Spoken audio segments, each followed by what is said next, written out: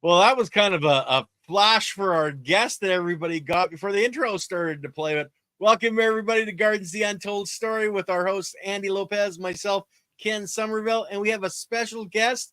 Andy, you're friends, so please introduce our guest. So this is Michael Wittman, and I want to tell you a really brief story how I met him. I was buying this bamboo vinegar illegally from China because it was not legal in the United States. Okay. And then somehow I found out he was selling it, right, Michael? Yeah. Now, I guess he got caught, spent some time in jail because now he's not selling that anymore. Now he's making his own wood vinegar. And we're going to talk about that because this stuff is absolutely amazing. And he's into biochar, all the good stuff. There's another thing that he's into, but Ken and I couldn't spell it. What is that? The stoves? Sure. No, we're going to talk about the stove, the fab stove. But it's the other thing. Terra Preta.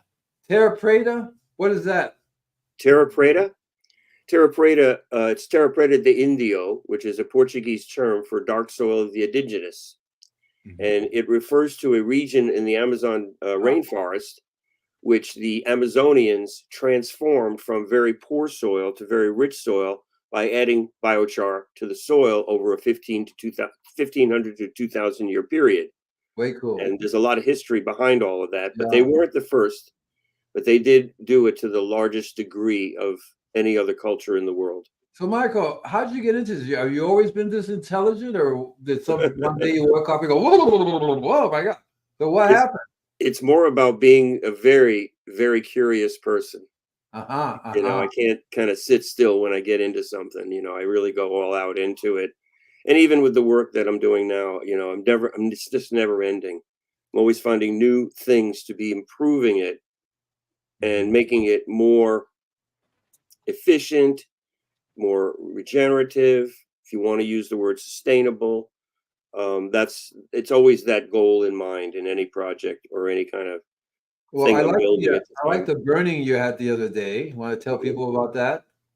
Yeah, we did a biochar burn in a cone kiln, which we actually have transformed into pyramid kilns.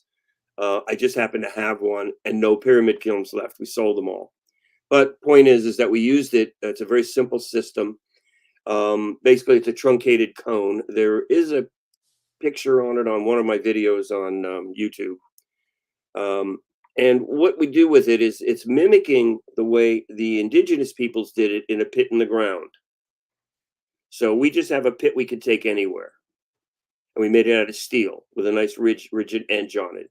We start a little pile of wood in the middle, burn from the top. That's the key in making biochar in whatever method other than sophisticated machines, is you always light from the top. If you light from the bottom, you'll just get a bunch of ash. If you light from the top, you can control it as it breaks down into a bed of coals. Then you put the next layer of wood in, the next layer, and the next layer, and so forth. When we're done at the top, we quench it with water.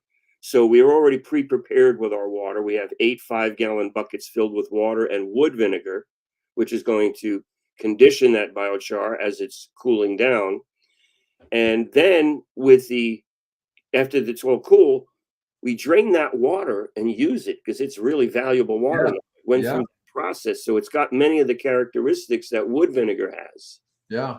And I can't call it a wood vinegar, but it is has a lot of similar characteristics. So it's good to put on your compost or in your garden beds or wherever. So, you know, we're in California, we're very water conscious. So, you know, we recycle, repurpose, reuse everything wherever possible. And water is one of them. You know, 40 gallons. Ooh, what am I going to pour that on the ground? No, I'm going to reuse it. And now I got something special in it. I tell you, that particular, when I started using the bamboo vinegar, I noticed a big difference in the increase of the biology in my liquids. And because of that, the increase in the biology and everything else I was doing too. And then I'm using your stuff as well, which is I get the same result. So that's a big up for you there, see? And I really love it because I like you, I'm learning all the time, and now I have the ability to actually make more liquid, more stuff. I got the worm farm finally going here. Worms are happy. And that liquid makes a big difference. When I bubble it, oxygen does something to everything, right? Yes. Well, wood vinegar, and not everybody knows about this, and biochar are co-products of the same process. So it's not a byproduct, it's actually equal. And it's a very valuable product with many, many uses. Just like biochar, we know of 55 uses for biochar. It's not just for soil. It's just, dozens of other uses for it. And the wood vinegar is very much the same. Now, the Chinese wood vinegar, or the bamboo vinegar that I sold for many years, I bought a bottle online from a guy in Tennessee, a little teeny bottle. And I used it and I went, whoa, okay. So I recontacted him, and it wasn't easy to find him because he pulled the thing down eventually. Finally, the guy, get him on the phone. He goes, oh, yeah, we brought a pallet of that in a few years ago, and everybody took a little bit, but we're not going to do it again. So I just contacted the company in China, and they sent me, of all people, an American guy from up in the Bay Area who was my rep. We became friends. So I get my first load, and it's a good product, very good. I mean, they make a good product, no question about it. But over the years of working with them, it became difficult because they messed up on shipping, they messed up on packaging. I bought a trailer full of biochar from them, the bamboo biochar from China, very fine product. Yeah, it is. When I got it, the bags had ripped open on the sides of the pallets, and I had like a whole layer on the bottom of the truck. We couldn't even get the pallet jacks in. We had to sweep it out onto the ground. And then, of course, I couldn't sell that. Of course, I used it because it didn't matter. We can't hurt biochar. But that was a disaster, and they never paid me back for the problems. And then I decided just the wood vinegar, just the bamboo. So I'm ordering and ordering over the years. And then the last big batch that I got of 3,000 liter bottles, half of them had bad seals and they were leaking. So I had a problem with that. And that was like the end of it. So I searched around and I found the perfect replacement, made in America, less expensive. Yeah. And an interesting fact, the bamboo wood vinegar had 94% water, because that's what comes out naturally in the gas, and 6% organic compounds. And that's, there's a range. This one is 74% water, 26%, the new one, 26% organic compounds. So it's actually got a little bit more going for it. Yeah. And I didn't know that until I already done the deal. And then I said, whoa, that's pretty cool. So hey, listen, Ghetto Hippie has a question. Yeah, that's the one I was using. Yeah, the other one is on the website. You just got to go to shop and then. It was called Seek. It was called Seek. And this stuff is like when I sprayed it, and even now, even the wood and stuff, people go, oh, that smells really good. They love that smell. Yeah. Except bugs don't love the smell. What? And also too, deer and other animals go, no, I don't think so. Yeah, yeah, absolutely. A friend of mine puts it on like cologne. He likes it so much. Ghetto Hippie has a question. But let me share a little bit of a thought with you and everybody else about the wood vinegar. Okay. Because some other people have heard about biochar. They probably know more about that, for whatever that is, than they would about wood vinegar. Yeah. So wood vinegar is a form of liquid smoke, a very special kind of liquid smoke. And in nature, where this comes from, just like where the biochar originally came from, was when a natural fire came across, left that char behind, cleaned up all the excess trees so that only so many can grow per acre. That's how I balanced it out. And then the smoke from the fire is as important as the fire. Yeah. And I've talked to many professors who, when I mentioned this, they said, wow, I had no idea. So what happens with the smoke is you can visualize this. It's inundating everything in the path, and it's leaving a sticky residue behind. That's basically the wood vinegar. Yeah. So it's treating the plants, because wood vinegar does several things, a lot of things, but let's talk about a few. First, we use it for insects. It is not an insecticide. Sometimes the insect will die if you get a little on them, but if you're spraying your plants, they're not going to go on it. They're going to avoid it like crazy. Yeah. Secondly, it's a pretty darn good antifungal, particularly for powdery mildew. Yeah. If you spray your plants early enough, you'll prevent it from ever happening. It also works on sooty mode too. Well, we found also Phytophthora and Fusarium, which are tree root diseases. Very we found good. success with there. So there is a fungicide and as a pest control, but it's also a biostimulant. Exactly right. What we talked about is those organic compounds. Yeah. Yeah. Okay. White vinegar, apple cider don't have that. They're fermented. This is pyroligneous acid, basically smoke condensed into a liquid form. And it is just fantastic as a biostimulant because you'll see just with that spraying. One thing before I forget, whenever you're doing foliar, you always use a surfactant. And just a simple soap is a surfactant.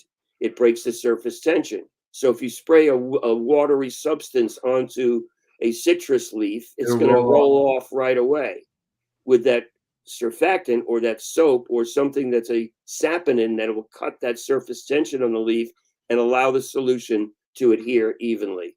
So very important. Always use a surfactant. You know what surfactant I use, right? I'm not sure. I use the worm juice. It has a little saponin in it, but to get what a saponin does is like when you're doing a soil drench. If you pour water on soil, most of us have somewhat of hydrophobic. It just rolls around and doesn't absorb very easily. The surfactant will make it absorb down and out. It'll break the surface tension through the soil column and allow that water to permeate so easily that it won't roll up on the top and run away. The same on a leaf. When you're spraying it, it will stay on there more efficiently. I used to use in the old days Dr. Bronner's soap, which is nice, but then they added hemp to it. Well, the thing about Dr. Bronner's, and I heard this from I forget her name, one of the Bronner sisters. They make two different soaps. They make the typical Castile, peppermint Castile with the hemp in it. And they also make Salsuds, Salsuds. Right. Yeah, for the difference between the two is that the regular one is an alkaline base and the Salsuds is an acid based. And when you're taking a wood vinegar, which is an acid, or any other types of acidic acids or anything, you don't want to mix those two if you can avoid it. Now, in most cases, with the small amounts of wood vinegar we're putting in there, we're not going to get any reaction. It's only if you overused by a tremendous amount the wood vinegar with an alkaline-based surfactant will you get some kind of reaction. It's usually not a bad reaction. It's kind of a canceling reaction more than anything, from what I've been told. I use soap nuts myself as a surfactant. In 100 gallons, they're perfect. 100 gallons of water. In 100 gallons of water, I think I use about maybe. I don't use a whole quart. Are those quarts, right? That I bought for you, quarts? Which ones? The wood vinegar? Wood vinegar, right? Yes. They quarts are, I use maybe half of that in 100 gallons of water. Well, I like yucca. And there's a product that I get, which I'm trying to get the owner to call me back. I've talked to him a few years ago. It's GS plant food. And they make something called yucca wet, which is specifically for that purpose. And the stuff works really great. Yucca is the desert plant, and they take the root, powder it, and create the saponin. Yucca, which is cassava, is also a saponin and can create soaps and things too. We have a whole soap line called Blue Sky Body Care that's all yucca-based soaps, and they're fantastic. We have a biochar soap. We got a wood vinegar soap. We've got sage and cedar. I've been using yours. Yours is the black one. Yeah, we also have one that's biochar with lava dust. Yeah, that's exfoliation. That's my favorite. Yeah, I like that one too. Yeah. I was thinking of actually cutting little pieces and putting in my spraying. Getting it to dissolve. Nah, I wouldn't waste it. That's too expensive to do. Yeah. But let's get back to the wood vinegar for a moment, because one of my other favorite uses of it is as a drench or a soaking for my seeds before I germinate. So think about this in nature. We know that the smoke goes up, covers everything, leaves it there, protects the plants from disease and pests, stimulates their growth. In fact, I've been to areas after fires, and all the green trees that were still green around it are way greener now. And the neighbors that I talked to said, "Why is that?" And I said, aha. But during that event, many plants and trees are putting seeds out. And those seeds are getting covered with it. The percentage of those seeds that germinate, or any seeds that we soak into a diluted solution of wood vinegar, the germination rate is incredibly high. And you can take older seeds and bring them back. I've done 20-year-old seeds, and they germinated in this solution, and they didn't germinate in water. So I also put in, so the solution that I do for the soaking is 1 ounce of wood vinegar, 1 ounce of EM1, and then you can put an ounce of any other compost tea or any other leachate you get from your compost worm bin. I use my anything like that. I use my and soak the seeds for 30 minutes. Pull them out and plant. So what I use is a bowl. I have this big metal glass bowl and a strainer from the kitchen, stainless steel, and I put the seeds in there and I lower it down, soak it for 30 minutes, pull it out. Now that's if I have, like, if I don't mind mixing it, like when I do flowers, I mix 20 different kinds of flowers together. But if you have to keep everything individual, you just take little cups, you put the seed packet there, you put the seeds in the thing, in the cup, and now you know which ones are which, and you just do them, and then you strain the liquid out. Now, once you're done with all that, you're going to barely use much of a gallon, to soak the seeds in, because they don't take much in. You could use that to spray on plants, drench around plantings, other things you can do with that solution that still is very viable. So again, no waste, just gets another life. I know my garden really likes it. My garden, I only about 2 months old, and combination of everything I'm doing to it really is taking off. The vinegar is a big deal. It really is. I think it's a very important tool that every gardener should have in their. Every arborist should have that, because I found that it really knocks out fungal diseases from between phytophthora. Okay, for example, peach leaf curl. If you get it at the right time of year, before it starts to produce, nothing happens. And a big part of it is the ants. So I'm not going there. So here's some other uses. We talked about health and beauty. In Asia, wood vinegar has been used in Chinese medicine for how many generations I can't count back. And they use it to clean up and fix gut biome down in your gut. But you got to use very small amounts and prescribed by someone who is an OMD. I will not recommend it unless you go there. But I've had people, mostly Asian, Koreans, from all over the country have called me up and say, we can't find this stuff anywhere. Can I take it? Yeah, it's food grade. Okay, I'm ordering it by. My grandmother uses it. My aunt uses it. They say, it's like amazing. So it has that use, but also in beauty. We have a soap that's a wood vinegar soap. It makes your skin feel great. So I bathe with it when I do my bath, which I like to take a bath, Epsom salts and wood vinegar. Yeah. And the smell goes away in the room quickly. It doesn't stay there very long. I mean, I'm an old vinegar addict in the sense that I take a specific type of apple cider vinegar. I was taking it for a long time. I do about maybe a teaspoon every day. Amazing what it does. And so I started to do the Seek. A little, how they come with that little droplet thing, right? So I would put a drop in the water. A little drop in the water, and I've been using your stuff too. What's interesting is that I feel because it really controls all kinds of functions in the body. It's absolutely, and what it does to my stomach, because I've had surgery, dental surgery in my stomach, hard time coming back. Absolutely amazing what it does. And then you actually can put it in the tub when you soak yourself for your skin. And I find that it's really, I'm even thinking of maybe putting it on my toothpaste and doing it with it. Because I think you could do that. The body really, really likes it, and the garden really, really likes it. And it's absolutely an amazing product that people should learn. I mean, as an arborist, I'm in the process of taking the certified test. And nowhere in there does it say anything about any of these things. It's all very basic. Right. Well, that's all bought and paid for by the companies that sponsor the universities and the colleges and the schools that teach. Right. That's been going on since fossil fertilizers were made. Well, but getting back to your point about the health part, is that if you build your gut biome well, your whole body functions. That is the powerhouse down there. That's your soil. That is so. All Yep, about the biology. it is. It's all about the biology. Absolutely, can't say it any better than that, man. It really So, is. so I can understand that it would help, make you feel better because it is fixing or helping the thing that makes your body feel better.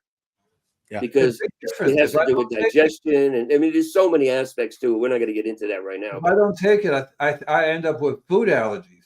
All kinds. I don't like junk food, but I take a little bit of it, and I can handle, not necessarily junk food, but I can eat normal food now. And I Yeah. do it. And if I don't do it, my stomach starts growling. I don't, So I think I'm addicted to it. I think I'm going to start shooting it up. Oh, Andy, you got another addiction. No, don't do Yeah, it, man. I'm Don't do gonna do the fast thing, shoot it up, Yeah, But, just put a couple of ounces. That's all you need. but as an arborist, there are other arborists, and they're going, "What are you doing?" Because it controls, for example, bark beetles. Well, I don't have any definitive, research on that, but I believe that it could help. But Yeah, the problem with the bark beetle isn't that the bark beetle's there. It's always been there. The problem is that we're going through climate change, and the trees that are being affected, there's too many trees per acre in the areas that are being affected. So here's an example. About 40 years ago, I started following the research in the Angeles forest.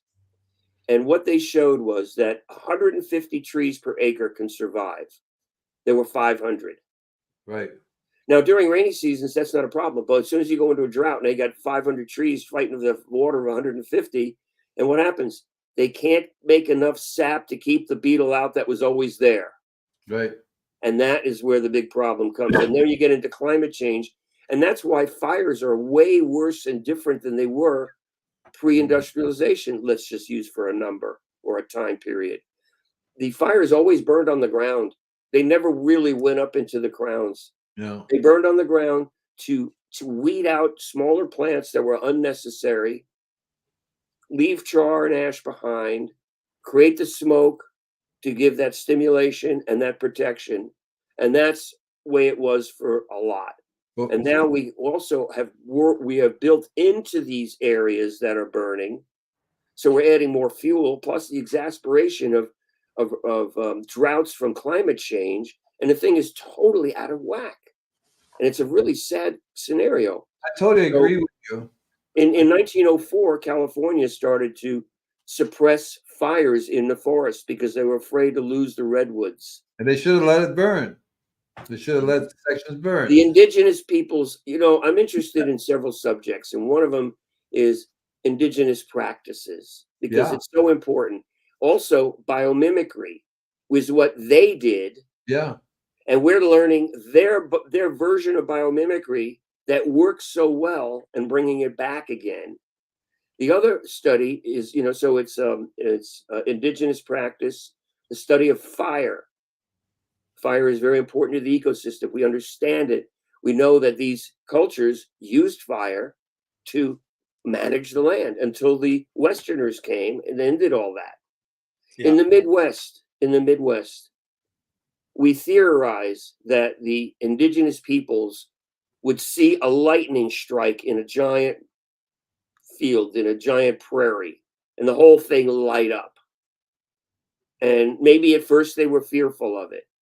Well, who knows? But what they saw, the result of it was incredible because the deer and the antelope and all the animals came back in abundance to graze there because it was so rich. And they did it for so long that in a certain segments of the Midwest, they have 6% carbon in the soil.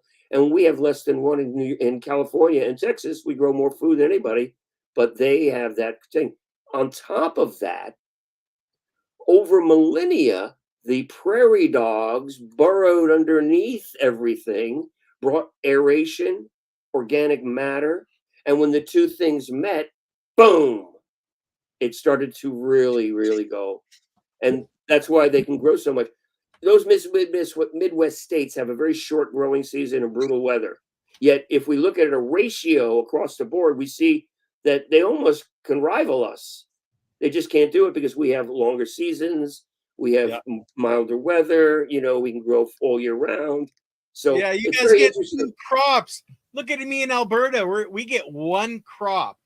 That's it a year. You guys, Yeah. that's how you can outproduce us, is the length of your season in that temperate zone. So let me Well, your add. season's going to change in about 50 to 100 years. Actually, it's happening faster than that. All the heat's moving north. Let me add a few things. First of all, my experience is pretty much limited to the homeowner. So homeowners can't be having fires. They can't be having the same things as the forest. That's another. They're 2 separate different worlds there. So Absolutely. I should have said. That fire is a natural thing, but we don't want our homes and businesses to burn down. Right. So what we do is we mimic nature in a different way by making biochar in a clean way, bringing it in, using it in our urban areas, making the wood vinegar in a clean way, using it in our trees, and giving them that effect without the fire. So going back to the bark beetle. So I have a customer now. I've had her since 1984. Okay, so she had 12 different arborists go and look at these. She has a stone pine. It was put there by the original people that owned Malibu, and it had the bark beetle, and they all said the same thing: you're gonna have to cut it down. No good. So the last guy says, "I know a guy does voodoo. That would be me." So what I did is exactly what we're talking about. I was using a form of biochar, because it wasn't really called biochar there, but it was definitely what I did was make tree vents, and in there I would get. I was going to ask you about, but maybe later I'll talk about, because I go to the beach, I find these burned chunks of wood. They're really like solid black pieces, and I crush them up into a powder, and I bury them under trees. But my experience has been that the bark beetle. So if I can get the health of the tree up to the point that the bark beetle won't bother it, that's what I did with this tree. See, so I worked on the biology. So I had to, because I love Kiss the Ground, but the Kiss the Ground has to do with farming and all that kind of stuff. And it's hard to get a cow in the backyard, that kind of stuff. You know what I mean? So homeowners have a very special, different, particular problem. They have no soil. And of course, everything's going through, they're getting stressed out, no food. The city water, for crying out loud, the city water's got junk in it that kills them like left and right. So it's a very specific thing. But the key is the biology, getting the biology on the property to function, and the vinegar. And what you're doing is it directly affects. It's very good for the homeowners, because they are learning. They don't need to learn. They just need to have somebody come along and say, this is what you're not supposed to be doing. I mean, people take. The leaf falls and doesn't hit the ground, whoosh, they pick it up and throw it away. No more soil being made. So, so I learned. So my whole niche is how to show the homeowner, right, that it's the biology of their property that they have to key into. That is so great, man. It leads me to a thought I want to share. Okay, we have all these things to fix problems, but let's fix what's causing the problem first. Yeah, right. So in my workshops, in my classes that I do, we talk about creating a regenerative living soil with biochar as the key component. And the reason, so those of you out there are not familiar with biochar, it's charcoal suitable for soil. It's fully carbonized wood. There's no organic matter. It's just the skeleton of the carbon left over. It's very lightweight, very porous, tons of surface area. And we make it in different ways, but good commercial biochar is made in direct heat without oxygen in a pyrolysis system. So the flame never touches the wood. It's just being gasified kind of in a chamber with another chamber around it with all the heat. And that's how we get biochar. And biochar is not a food. It's not a fertilizer. It's just a structure. But it's the management system of soil. Beautiful. There we go. Now we're looking at some pore structure. Right. So if we had a piece of biochar that was about the size of a softball or even a little smaller, and we measured the surface area, which there is, methods to do that, it would lay out to be the size of a football field. That's how much surface area is in biochar. So it manages our water by holding 7 times its weight in water. So now the little granules that are mixed into the soil everywhere that are loaded with water are little reservoirs everywhere in the soil column. The roots attach to it and they can withdraw what they need, and it helps the drought tolerate to a high degree. So in wet times, it fills up. In dry times, it holds on to it. So what The I next do, part is the nutrients that are in the soil yeah, or that you may be adding in whatever yeah, method. The biochar will absorb that like into a little warehouse, so to speak, yeah. and hold on to that. And the roots are attached to it. And now they got a little warehouse and a reservoir. But the coolest part, in those little pores, all those little millions of meso and micro pores in there, those are luxury condos for the That's right. microbiology. That's right. That's where you really start to kick in things that biochar can do. That's Oh, it's right. nice to hold water and it's nice to hold nutrients and prevent That's right. runoff going downstream. But when you're advancing that microbiology, you're really kicking butt now. So what? So, yeah. No. So when I first started doing this in 1970, I was trying to figure out a way to get a little colony going because these trees are the soil's dead, so we need to have a colony. Rather, in the beginning, I was trying to get the whole thing to colonize doesn't work. So I found these they're called clay drain pipes. They're basically paramagnetic clay, and paramagnetic is a very unique property. So I would put four of them in amongst the roots. 1 o'clock, 12 o'clock, 3 o'clock, 6 o'clock, and 9 o'clock in there. And inside of there, I would have compost. And somehow I started using, it looked like charcoal to me. It wasn't called biochar, but it was basically very dark and very black. I knew that carbon, see, I want as much carbon as possible in a form that the microbes can eat, because carbon is very important. I didn't know why. I didn't know anything about carbonic acid, but I just knew that when there's a fire afterwards, whoosh, everything just grows carbon. So I would put them in there, and then I would get people to get a filter, garden filter, because the city water was so bad. Put a little drip. It would be about 2 feet deep in the ground, in amongst the roots. And what happens is that in there you get a little colony going. That colony will start to spread out. And as soon as it comes in touch with, and the roots will stretch out. I found out that the roots will stretch out to it. A lot of times they will wrap around the stuff. You see these roots wrapping around the stuff, and it's like the tree was going yummy. And I learned from experience that the microbes, they have a special kind of microbes that lives on the roots that gives them the nutrients. Yeah. And that's so cool. And you can't make up that. You can't. I have friends who are chemists. Oh, you need 5 pounds of calcium, 5 pounds of. That's never going to work, because only Mother Nature can make this liquid that is a complete food that they need. Yeah. So the biochar, aside from a luxury condo, it's also 3-to-1 carbon negative.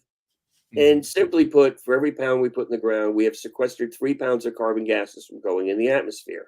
Yeah. But when you're lowering your water usage or inputs of fertilizers, and you're building your biology, that all becomes a carbon sink as well. So you could take it beyond 3-to-1, but just the act of making and using biochar in the ground is a 3-to-1 carbon negative.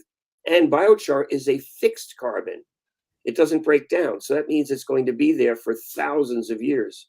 Amen. How do we know this? Well, because the ancient Amazonians did theirs 3,000 years ago, started, and it's still there working. That's right. It's the richest soil in the world. Lignin, which actually allows it to regrow, because when they harvest it, as long as they leave it for the right amount of time, it regrows everything that it's harvested. It's a self-sustaining system in that environment in the Amazon. Well, the charcoal does not duplicate or multiply. That's the soil structure. Yeah, the structure, right? And if you could just take a small amount of that soil, and put it in spots in your garden, and it's going to work its way out as over time, if you, of course, take care of your soils well. Yeah. So it could be an inoculant in many ways too. So now you got something that's a long life. So farmers, for years, I used to go knock on the door, hey, you know anything about biochar? Goes, wow, what the hell's that? Explain it to them. Nah, that's crazy shit, So the I don't go knocking on doors anymore. I go where the low hanging fruit is, and most of them are calling me now. So that's a good change. But they basically were concerned that it would be like a yearly expenditure. I got to do this every year. That's a lot of money. Of course, it's way cheaper now than it used to be back then. And I say, no, it's a capital investment in your land. It's going to be there forever, and it's going to make it better and better and better every year. So it's not it doesn't mean that you can't add more, but whatever you put in the ground is permanently there, and it's going to continue to do its thing. And over time, the soil is going to get better and better. Right. I have customers that since '84, and you look at that place, you look at other places, you go, what is going on over there? They use less water, no bugs. Even the ants are going, no, I'm going to go over there. I want to touch on those no bug thing for in a minute. I got something I got to finish though, and that is that if we build our living soil with biochar as its key component, so you got your base soil, you got biochar, compost, you need organic matter, compost, worm castings, rock dust, minerals, critically important, but also mycorrhizae to build the fungal, because that's the delicate part of the soil. Yeah. When you're bacterial dominant, you're an alkaline soil. Yeah. When you're fungal dominant, you're going to be an acidic soil. Yeah. You want to get that fungal up and protect it. So that's why I put the mycorrhizae in there. So now we built that soil. We're going to cover it with mulch, and then we're going to, or plant everything, then cover with mulch. Usually I will cover with mulch, let it sit for a while, to start building up, and then I'll plant. The next step is the maintenance, and that's usually either adding compost and worm casting from the surface and rock dust, or liquid drenches with nutrients and biology that after I do a biochar job, we're going to biochar a whole area. The very next step after that mulch is on there is we soak it deep, super deep with water. Because you want to fill all that biochar up and get all that water down there to activate the mycorrhizae and the minerals and all that stuff down there. So we're going to give it a deep watering. And then we'll, around each plant, we'll pour this drench of liquid nutrients and biology around the plants. Step 3 is foliar application. We got the master right here. And foliar application is important because the factory of a plant is in the leaves. Down below, that's our supply chain, bringing water and nutrients and stuff up to the leaves.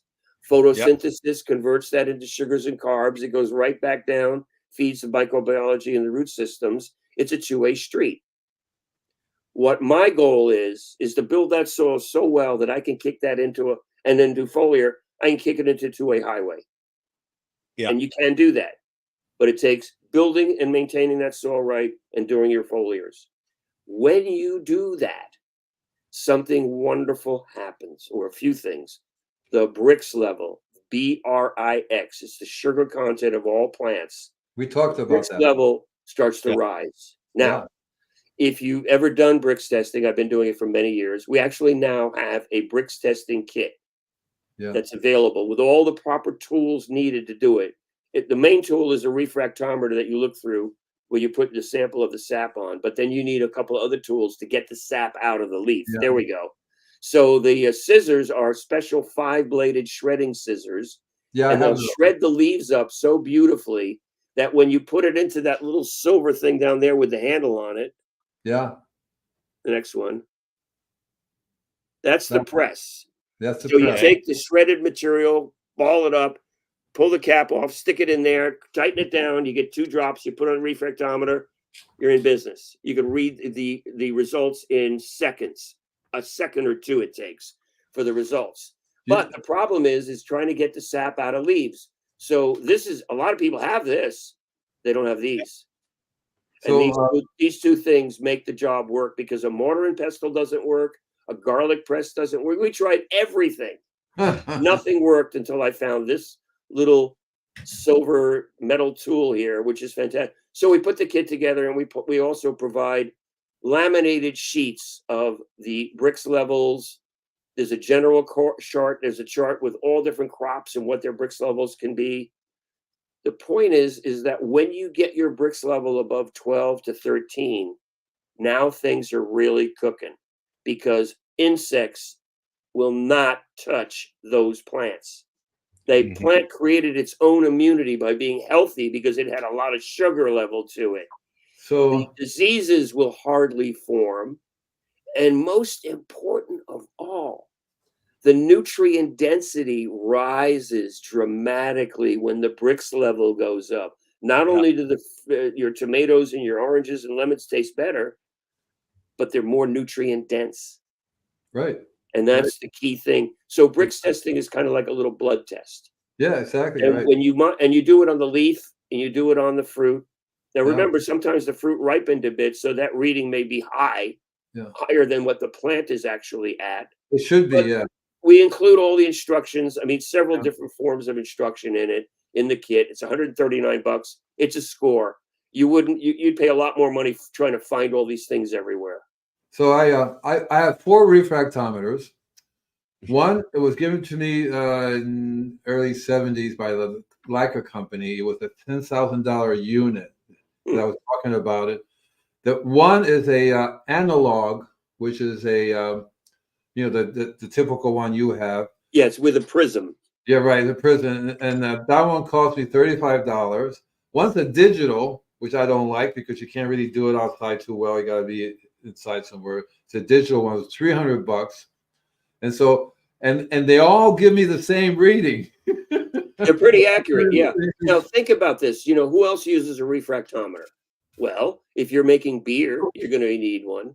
If you're making wine, you're going to need one. If you're making honey, you're going to need one. Right. Or if you're one of the great chefs of the world, you're going to have one in your pocket because as soon as this stuff comes on the loading dock, that chef will go out there before they accept it and test. My friend was a master chef at the Biltmore for many years.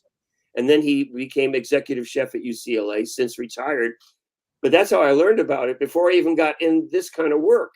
Was I saw it in his pocket. What do you do with that? Oh, I'll show you. I was at the one of his restaurants, and we go out to the dock, and he pulls out a tomato and he puts it on, and he goes, "Man, it barely makes it. We'll accept it because we're so low, but don't bring us this one again."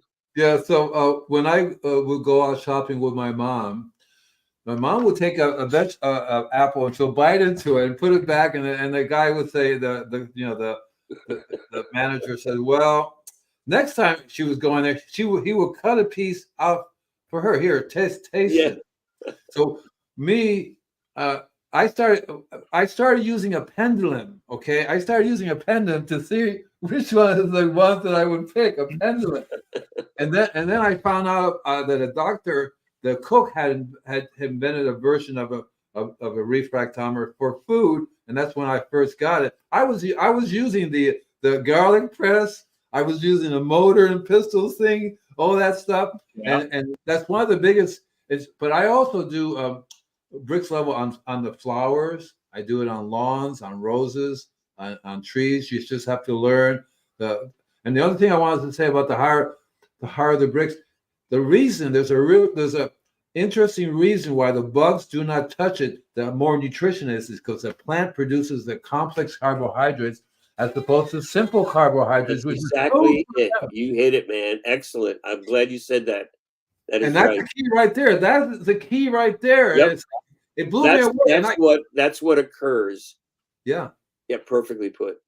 Yeah, and I discovered that on my own, and other people were going, "Yeah, that's true." And Mother Nature's so smart because if you're healthy, they will. It's built into it. I think that the insects have a refractometer eyes. You know how their eyes are very weird. They can see the color. They can see. Oh, that's a wrong color for me. I'm not touching that. See, and that's funny. It's frequency and vibration. Yeah, frequency. It's funny you say that about the bees because years ago, Bracerino and I made some biochar. We had some chunks laying on the ground, and we were sitting around. The ground was dry. We're sitting around eating lunch, and bees started landing on the chunks. Yeah. Now, there's no value. They weren't moist. They kept landing on it. And then I noticed that many other times over the years. And so what I realized is that there's a certain light refraction off of the biochar, which they understand. The graphene or the graphite or whatever compound that's in there reflects light in a very strange way. You can sometimes see it, like almost looks rainbowy or like water, like oil on water or gasoline on water, that sheen. You can always see that when the sun hits it. And that must be why they're being attracted to it. What's And interesting, also consider bees have two forms of sight.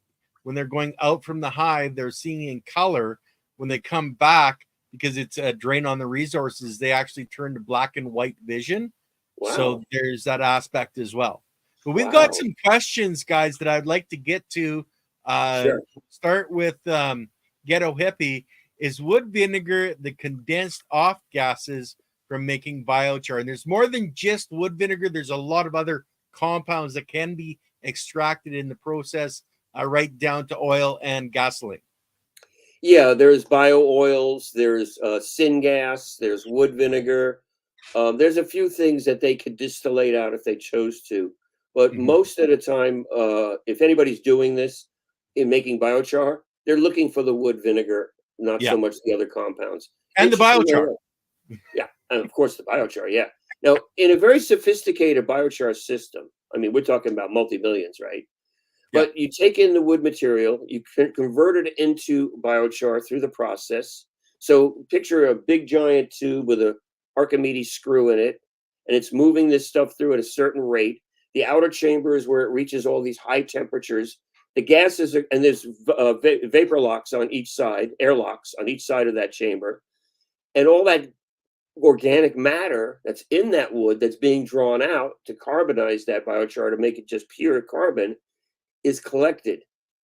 Or in some cases, certain systems, they put it through a thermal oxidizer and burn it to create heat to make electricity and make steam and electricity. So here's the lineup. You're making biochar, you're immediately going to get steam. You're going to get heat and steam. Now you can make electricity. Then you can make syngas, which can be used like a methane gas. You can make wood vinegar. You can make bio oil. You know, those are the main things that are being made from it.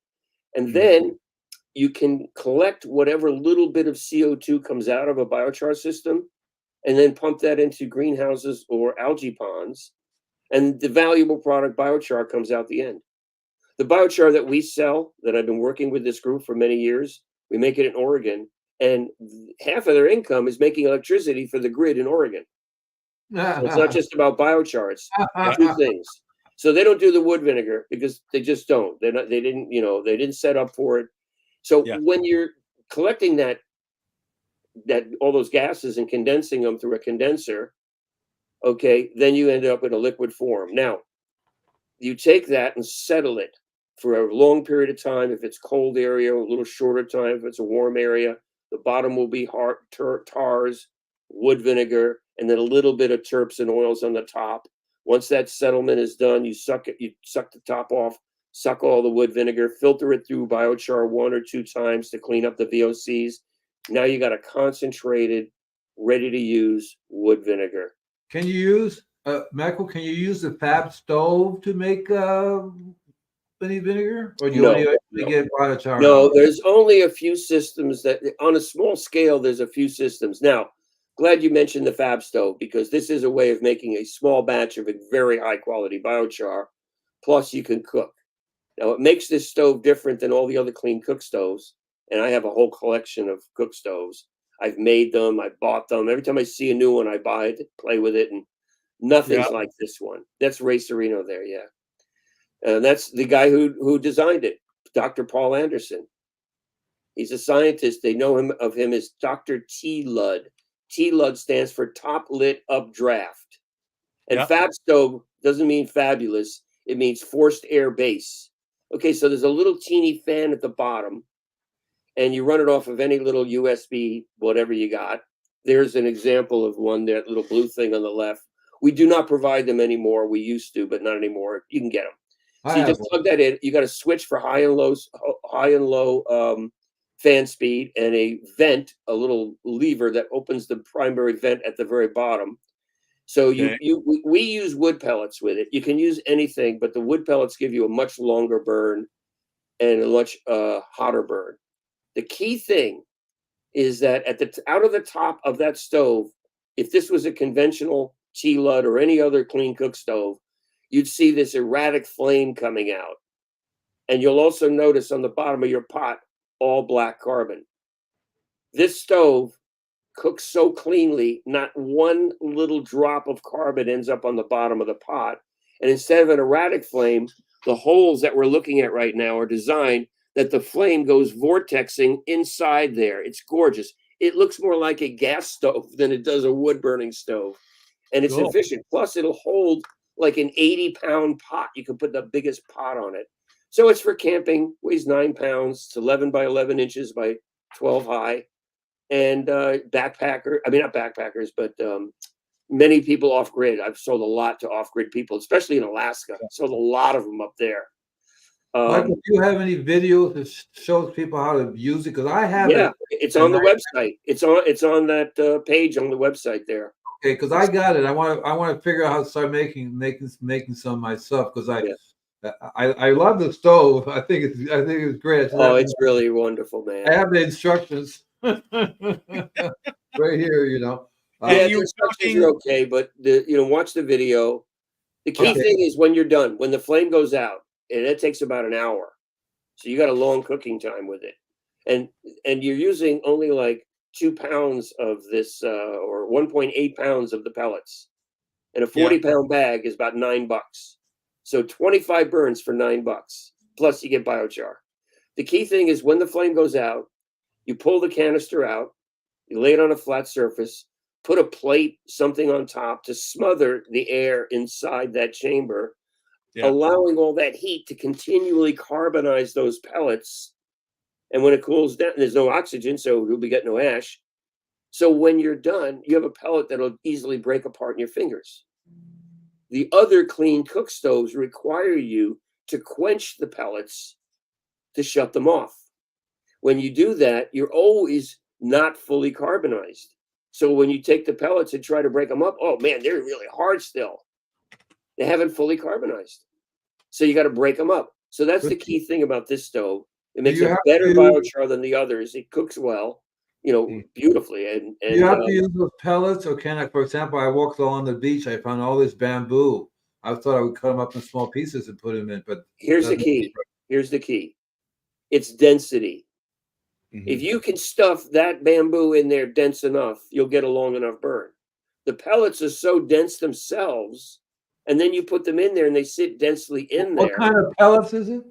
Just plain pine wood pellets you use for a wood stove. Oh, so they're pretty much everywhere and they're cheap. Okay, so I would look for pine wood pellet.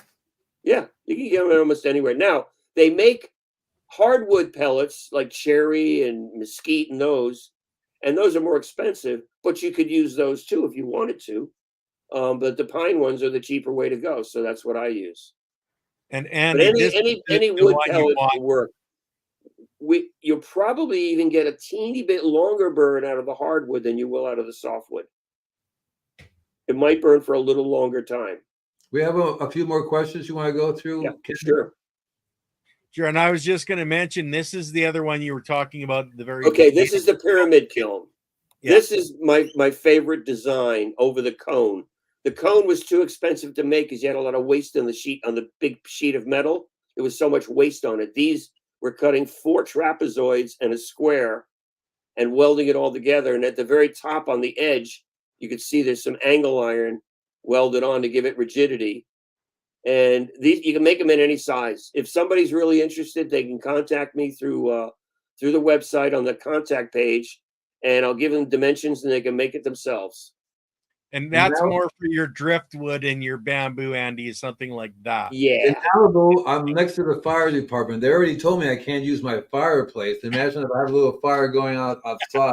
Well, I got to share a little story with you, okay? So it was Mother's Day 10 years ago, I believe it was, and I'm doing a biochar burn at the See Me at the Garden in Simi Valley. It's a Sunday, Mother's Day. No one's there except a few of us. And we wanted to make a shitload of biochar. We had all this wood laying around, tons of it. So they had it all cut up to right sizes. And we set up 3 cone kilns. We start a little stack, burn it from the top as it breaks down. Then we layer in. So we start one off, wait 20 minutes, start the next one, wait 20 minutes, start the third one. So they're not quenching them all at once. Yeah. And we're just about done with the second or third one. and four firemen walk in. This firehouse is only a block away. You can see their flag. They couldn't see anything because there was no smoke at all, and because there were hedges everywhere. But there's this nosy guy who lives around there, who always calls anybody on the garden, and they did. And they came over and they go, "What are you doing?" I said, "Well, we're making charcoal for the soil." "You can't do that here. Look at this place is loaded with mulch." I said, "Yes, sir, but that's true. But you noticed I soaked the area. I've got steel sheets down under the kilns. I've got fire extinguishers and 2 hoses. Anything happens, I'm on it." And he, started calming down a little bit. He wasn't really, and he finally said, "Okay, but you can't do that here anymore. Shut it off. Get out. Done. You're done." And he walked away. Never asked our names or anything. And it was like weird. So another time, I'm using one kiln in my backyard, and some of the wood was a little moist, so a little smoke went up. And the neighbor was out there with a friend, and they're yelling over, "Hey, you got a fire in your backyard. What are you doing back there, barbecuing?" I said, "Yeah, exactly what I'm doing." "Oh, okay." And then another time, I take those things that you put, for campfires, the metal grid things with the handle on it, put your hamburgers and hot dogs in there.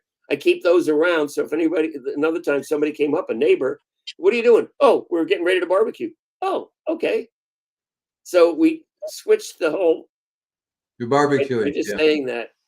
You're barbecuing. Yeah, I've had 3 run-ins with, 4 run-ins with people. 1 was a fire department, one, and the others were just individuals. Like, "What are you doing over there?" Yeah. So anyway, yeah. So making biochar, it's not that hard, but yes, some areas are restricted. That's why the stove is great, because you can make it even if you don't want to cook. Yeah, If you're going to boil water and make coffee or whatever, use the stove. I have one sitting on my patio. Michael, don't worry. I'll still be getting biochar from you because I need way too much of it.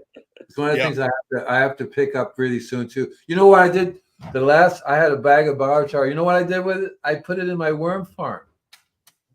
Yeah, it's good. We generally like to use the micronized powdery version, because even in the granular, there's a lot of powder, and the worms can only take the powder in. They can't take in the granular. That's what I liked about it. It was very. But it helps. It helps. All the biomass that's in there as it's decomposing. Let's talk for a moment about composting with biochar. Yeah. Because this is a great subject. Yeah. So we have to go back to the beginning. 500 million years ago. The first fires that burnt the first plants and trees that left the char and the ash behind. That char, when a fire occurs, the char laying around takes decades for it to get down into the root zone and do its work. Decades. In the meantime, organic matter is falling upon it, decomposing. Nature has been composting with biochar since the beginning. Yeah. Here's the advantages. So when we talk about raw biochar, it's we want to do what we call inoculate it, or add nutrients and biology to it. And that's because if there's no biology, you can't call it biochar. It's just charcoal. No. It's actually biochar. Technically, it's still fully carbonized biomass is biochar. The fact that there's biology, isn't that what makes it biochar? Is the biology that you put into it? Isn't that the key fact? Well, the original term was not biochar. It was biological charcoal that was good for the biological system. Okay. And it got shortened to biochar at some point, probably about 15, 18 years ago, I think it might have been. I also see it as biochar because living things are what's burning. That's why I consider it biochar. Okay. So here's the key thing about the composting part. So biochar needs to be inoculated with nutrients and biology, so it doesn't steal it as a raw sponge under the ground, which it will come around and start moving forward again. But in the meantime, it will take away. Yeah. So we're filling it up. But there's a few other things that we need to fix first. And that the first one is raw biochar is hydrophobic. Inside that pore structure, the surface tension is so high, it's literally pushing water away. Break the surface tension, easy to do, then it's hydrophilic. Secondly, the pH, and this is so misunderstood. Most biochars are anywhere from 8, even up to 11. Yeah. Now, the commercial ones are all down by 8. but sometimes you'll make it out of a certain material in a certain method, and you may end up with a higher pH. Nonetheless, biochar is not a buffer. It is not going to alter your pH of your soil any at all, if any. I mean, you won't even notice it. That's so Why cool. do we want to lower the pH in the biochar? Simply because the microbiology considers it habitable when the pH comes down. Yeah. Third, ash content. Making it yourself, if it's not efficient, you'll have more ash. You just wash it out. But you don't want ash in your soil because it limes it and it causes pH problems that are really hard to fix. Yeah. I had people in my classes over the years. Oh, my grandfather used to take the ashes from the fireplace and put it in the garden. I said, oh, don't do that. Put it in the compost. Fix it. You know, the compost will neutralize it out. Yeah. So we've got the hydrophobic to hydrophilic, pH, ash content, VOCs, volatile organic compounds. We want to reduce them down. Remember, they're volatile. They do dissipate out. So then we add nutrients and biology. How do you inoculate your biochar? Well, I have 3 different methods. The best and my favorite, put it in your compost, because now not only will the compost fix everything for the biochar and make it awesome, but it's going to take that compost into a different level, because by using biochar in your compost, instead of getting 1 to 3 or 5% nitrogen retention at the end of the decomposition cycle, you can get 50 to 75% retention with biochar and with wood vinegar spraying it on, because that stimulates biology. So, Michael, I was going to tell you about you remember those 10 bags of compost I bought from you? I made the most amazing compost tea from it. Oh, yeah. Holy cow. I mean, call it for crying out loud, right? Yeah. So you get a great compost with more biology in it because the biochar is in there. Now, when you turn compost, if you have a method that requires churning, mine does not, and I'll explain that later. But if you have to churn it, remember, the biology, the fungal part of your biology is so sensitive to air and light that as soon as you churn it, you're starting to destroy it. That's why a lot of people are moving to stagnant piles, because they want to churn it as little as possible. But with biochar in there, a lot of that biology moves right into the biochar. Now it's protected. So as it goes through that cycle of movement and exposure to air and light, great deal of it's going to survive with no problem. The composting cycle will speed up a little bit. You'll shorten your time a little bit. You don't have to water your pile as much. It's holding water. The heat waves that normally are up and down are going to be more steady. Your thermophilic event, heat. So there's so many wins with composting your biochar. Now, if you don't want to wait that, and how much you put in is 5 to 50%. 5 is not much, but it's at least getting there. I use 20. The reason I use 20 instead of 50, which I could easily do, is because I use my compost on my property. And I've already put in so much biochar in my property that all I want to do is just keep adding a 20% amount by volume with the compost. And then I build it up.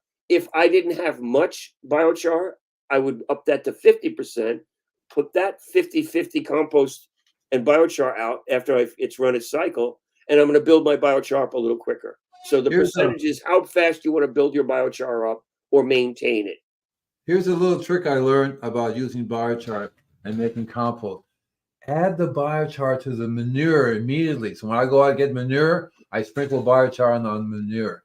Great idea. It binds everything up right away. You don't lose hardly anything. Then when you make it into the compost, oh boy, or make a tea out of it, oh my goodness.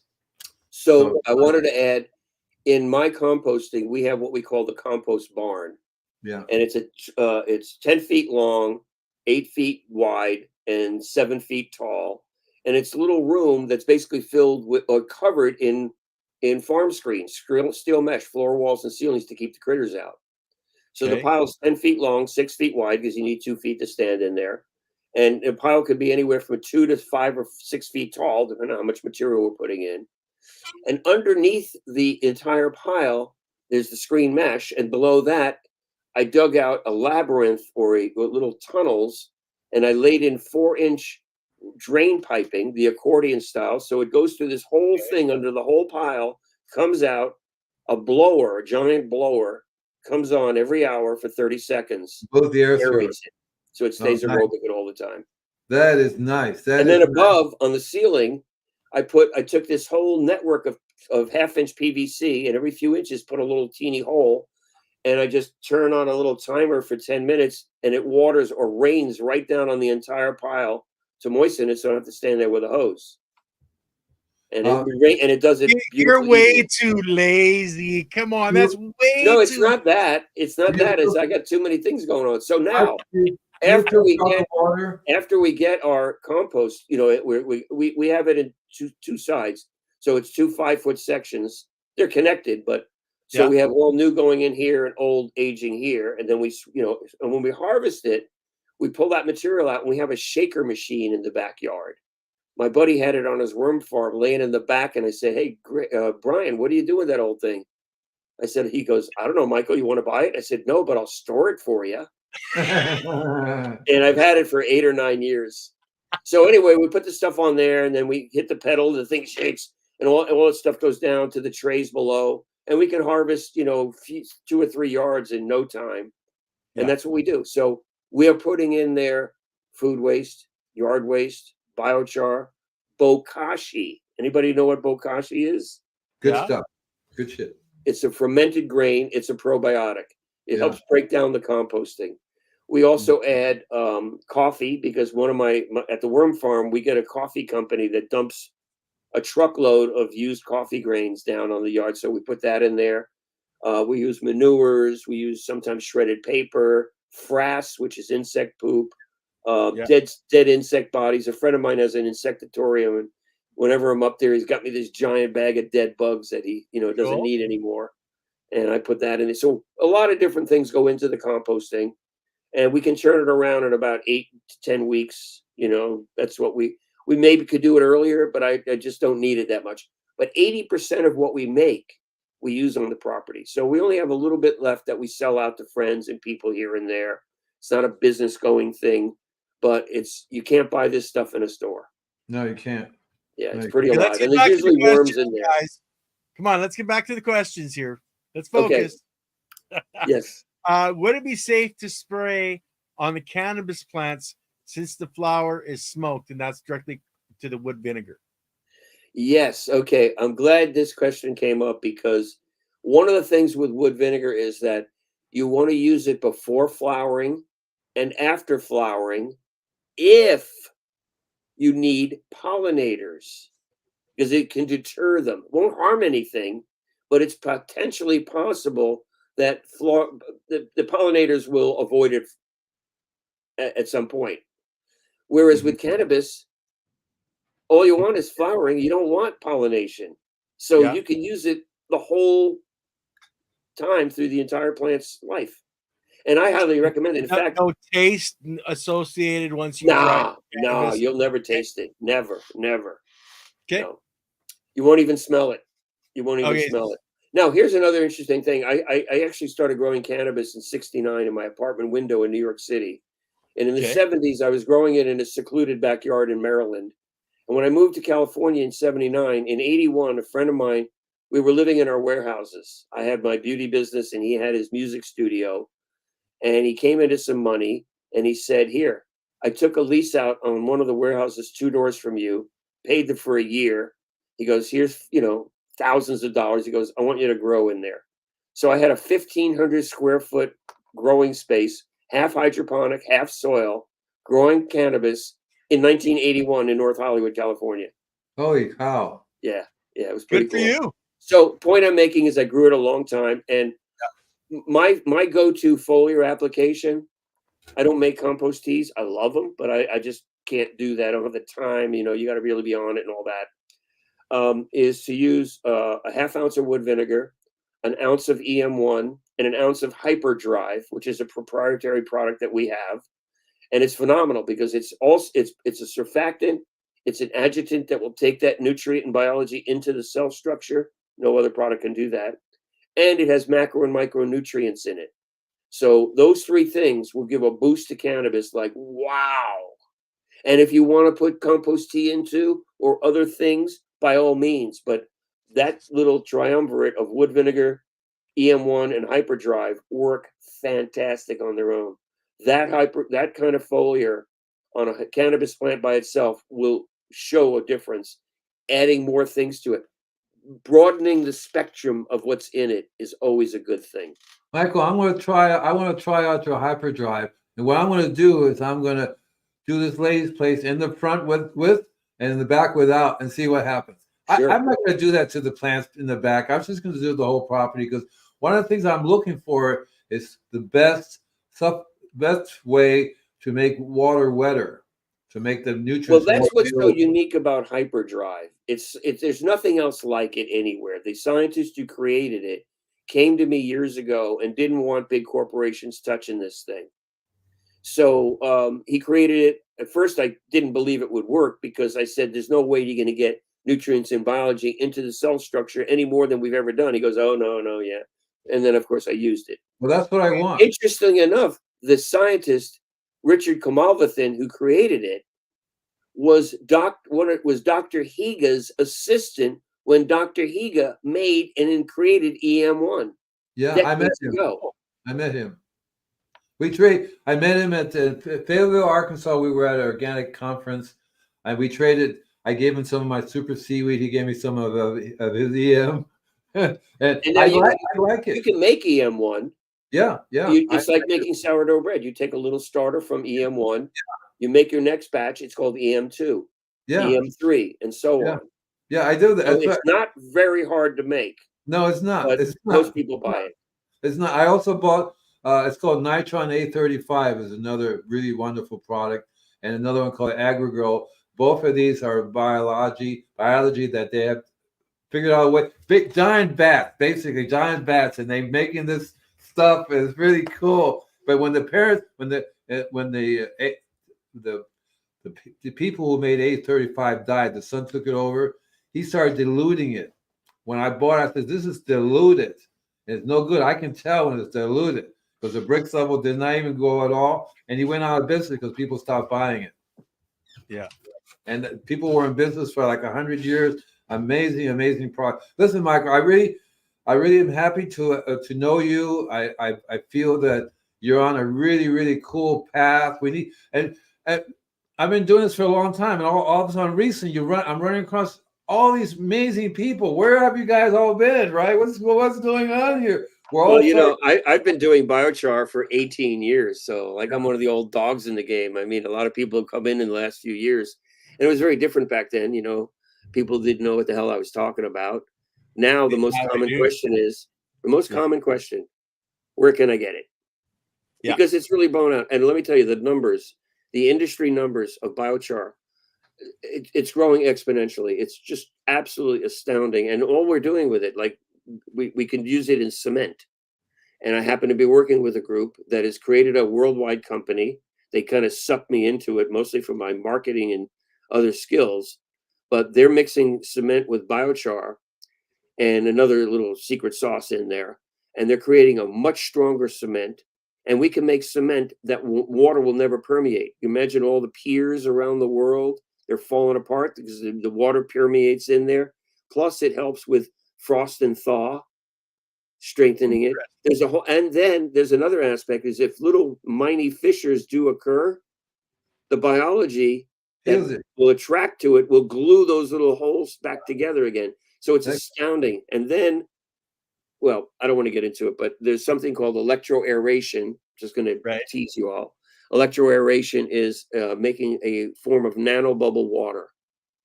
But what electroaeration does differently than every other corporation in the world that's doing this work is we have one that not only can use it in the field, but it's so simple, it runs off any 12-volt source, an old beat up solar panel, a battery, the alternator on a car, a transformer, whatever you got that's 12 volts anywhere. We have people in Philippines using them with solar panels out in the fields. So what it does is it transforms the water. How do I describe this? Not be too crazy. It slickens the water. It makes it so much more available to the plants. And it's sort of like breaking surface tension where the water is going to permeate everywhere. Structured water. It is a structured water of sorts. Yeah.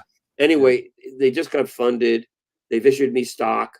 They're giving me a flow through unit. We were just doing batch systems. Now we got a flow through. So in Somas, we had a farm that a year and a half ago, we brought them the prototype, and they were making it in a big drum, the water, and then using it for their foliar, because they couldn't do a drum and then water all the 8,000 tomato plants. So they only used it for foliar, and the results were absolutely incredible.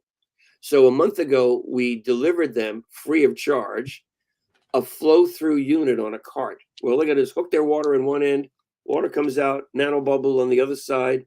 Man, incredible things happen. I want one of those, please. Well, they're making me one for my backyard, so I'll show you what it looks like when we get it, but absolutely astounding what it does to water. Now, here's the cool thing, is my friend who made that, I happen to mention I'm working with these guys on the cement project. He goes, oh, Michael, you nano bubble the water and mix it with cement, and that cement's going to be stronger and denser and cure better. So I introduced him to them, and now there's this symbiotic relationship going on, and they want to start testing it. So we're sending them as prototype to their lab down in Australia. Cool. To test with. So that's pretty exciting as well. So I just saw the symbiotic. That's what I do. I see these. Oh, these guys got to know each other. In fact, the greatest unpaid job I've ever had was introducing people that became millionaires and billionaires, and literally billionaires. I had two friends I introduced 40-something years ago, and they became billionaires. One's dead now, but the other guy's worth $7 billion. And it was because I introduced him to his partner. Cool. And helped him start the company too. But so that's always the bonus, right? Yeah, yeah. So it's an unpaid job though. What other questions do we have? We're out of questions. Okay. We only generally go around just around an hour. Andy, how are you feeling? You want to continue on? Me? Who are you guys and what are you doing here is what I want to know. Well, I'm going to join my wife for dinner soon. Hey Michael, you know, one of the things I like biochar for is put in little pills, pop them in. Glad you said that. Charcoal is the oldest human remedy in existence. Yeah, poisoning. We're talking tens of thousands, maybe hundreds of thousands of years. People have been eating charcoal from fires or from natural or their fire pits. Animals have been seeking out charcoal after fires since animals roamed on Earth, particularly the cattle type. What do they call it? Herbivores. Sorry, just animals in general, but hoofed animals, they really dig it. But all animals, and there's a whole animal husbandry with biochar industry flowing right now, mostly in Australia and over in Asia. Starting to make it here. It's going on in Europe. 80% of biochar in Europe goes through a cow first. They feed 2% into the cow, cuts their emissions of methane, makes them so healthy that drugs and steroids and vet visits are way down. The dairy cows produce more and better milk, meat cows more and better meat. It cleans their system up. When the manure comes out, they mix it with 15% biochar. I mean, in the manures, compost it and use it in the fields.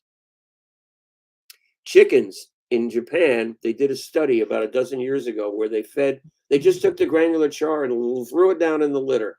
The chickens immediately pecked it up. No flavor, no smell, but instead of a little pebble for their gizzard to grind with, they picked this up. And the eggs are so nutritional. Way bigger. You get higher omega, protein, minerals, vitamins, better shell, better yolk. The chickens are healthier because when they poop, the ammonia causes foot and respiratory diseases, not so much in a home place atmosphere, but in close encounters in factory chicken places, and foot and respiratory diseases are way off the charts. By putting the biochar in through their chickens, it'll absorb that ammonia and cut that by over 90%. Plus, these chickens are going to be healthier. They're going to have better immunity against potential diseases like bird flu. I'm not saying it's a cure, but I think there's a potential there to be very good towards having that problem, solved. Here's something really interesting. So I've been using charcoal for my stomach for a long time. It turns out this guy's been making biochar and he doesn't even know it. I said, how are you making this stuff, right? And he's making he makes it from pine cones or something like that.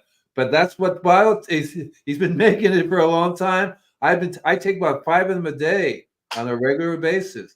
It eliminates toxins from my system. Talk Yeah. about heavy metals, right? And if It does it in the digestive system only, right, not in the organs or muscles. right, in the digestive system, exactly Right. right, exactly right. So, interestingly enough, there is a difference between biochar and what you would see as activated carbon. Right, And that's good. that's not to be confused with inoculated biochar. Right, Activated carbon is a kissing cousin to biochar, but much more expensive and goes through more processing. So before it comes out of the system, it goes into a secondary retort or system, and they infuse steam and other catalysts to alter the pore structure of what it was originally to make it far more chelating and pulling in. Biochar pulls in, activated carbon pulls in real fast. The difference is activated carbon doesn't let it out. Now, you go to a hospital with a poisoning or an overdose. The first thing they're going to do is take your vital signs. Second thing, they're going to pour a slurry of charcoal into your system, activated carbon, which is usually made from coconut shell or very hard woods, into your system. It's going to chelate all that stuff in your digestive system into it and take it out of your body. well, he doesn't call it If you activated. use the activated carbon in your soil, it doesn't have cation exchange. Biochar does. Now, you can use biochar everywhere you can use activated carbon, but you can't use activated carbon everywhere you would use biochar. Yeah, It would be defeating the purpose of using it.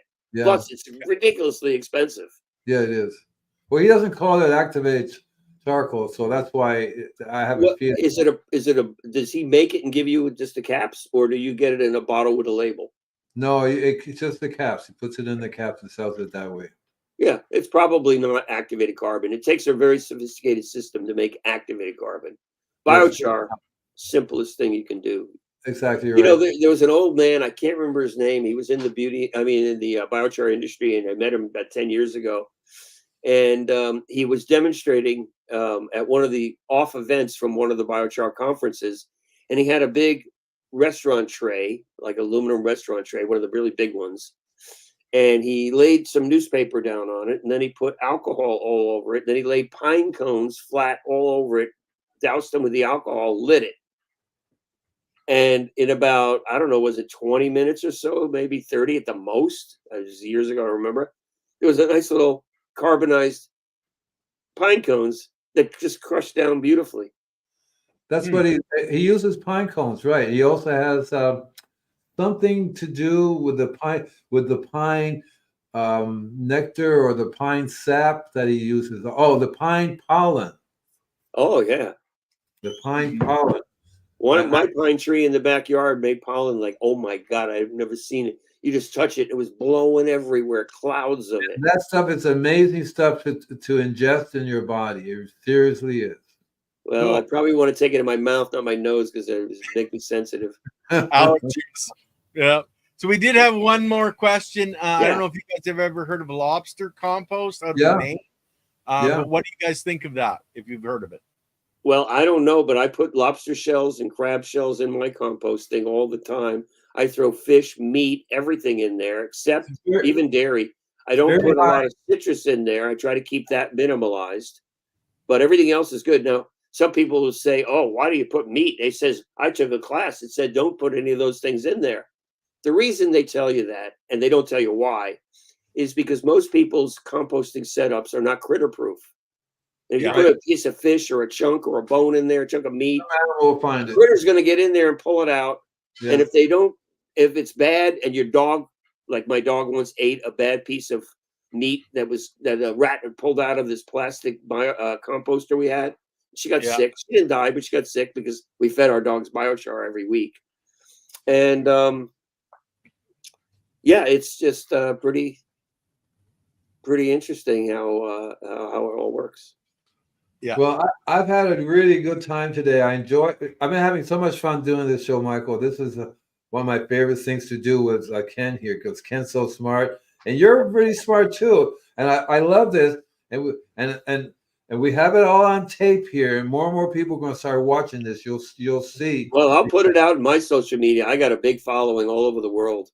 Cool, great. I got 5,000 on my Facebook page, another 3 on my biochar page, and then I manage organic solutions page, and then I got tens of thousands of friends all over that will repeat stuff. So once I get a link to it and get it on Facebook, I want to also put it on my website and on my YouTube page and pump it out there.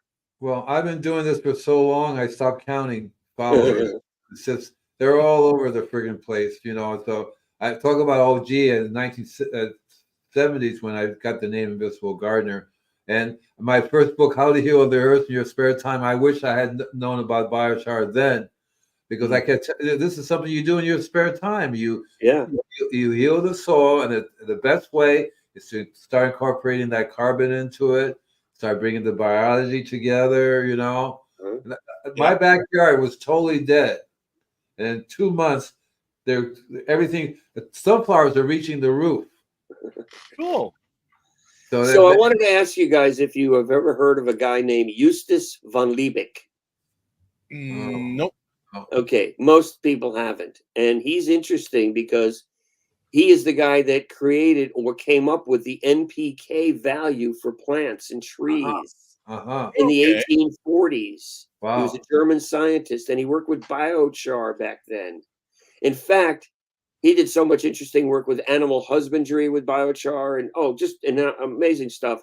I found a few of his books. One was an old used library book from somewhere in the Midwest I found online. I went, whoa, I got to get that.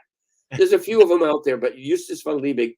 Now, what's interesting is he created NPK in an organic way. He's the godfather of organic farming, as if you know about him, that's how they talk about him. So when in his will, he wrote, "I want my coffin filled with biochar when you bury me." Holy cow! Wow. Now, what's interesting is I only found that out about maybe in the last year, because I've known about him for years, but I didn't know that. The person who turned me on to him, he told me that. And the reason she told me that was that her name is Kelpie Wilson, and she lives up in Oregon. And she said, she was telling me about a friend who passed away, and the family came to her and said, "Can you give us, we want to bury him special." So she said, okay. So they wrapped him in, I think, in muslin, I believe, or something. And then they used both biochar and bokashi blended together to break him down, and boost the biology that would come from his body or that person's body. Cool. And then she started telling me, "Oh, by the way, didn't you know that Justus von Liebig was buried with biochar?" I said, "What? I didn't know that." Did you know in Europe they have this thing now when instead of burying you, they put you in a ball? Yeah. And they put the ball in the ground and they put a tree into the ball and I've seen that. Ball. That's the way I want to go. Well, Brian, my friend from Organic Solution, came up with the term reincarnation. Reincarnation. Yeah, say hi to Brian too. I know Organic Solution. I get my biochar from him for many years. And well, he gets it from me. He gets it from me. Right, so it's the same. It's the same. All right, guys. Well, I'm going to end this show here. Michael, just stick around. We'll talk after. But for our audience, and yes, for the people who are asking if we can get Michael on with Leighton, I'll ask him, but I'm sure he probably will. Oh, I like Leighton. He's great. Yep. All right, guys. So say peace out, and we're going to end the stream.